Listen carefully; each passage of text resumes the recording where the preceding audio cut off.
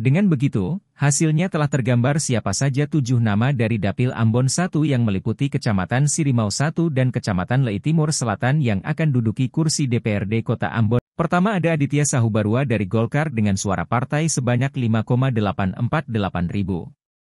Kedua Iren Maureen Russell dari Nasdem dengan suara partai sebanyak 4,730 ribu. Ketiga Patrick Moenandar dari Perindo dengan suara partai sebanyak 4,473 ribu. Keempat Valentino Jonas Amahorseja dari Gerindra dengan suara partai sebanyak 4,146 ribu.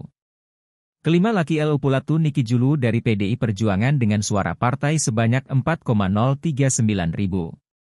Keenam Femri Tuanakota dari Demokrat dengan suara partai sebanyak 3,786 ribu. Ketujuh Swenli Hursepuni dari PKB dengan suara partai sebanyak 2,671 ribu.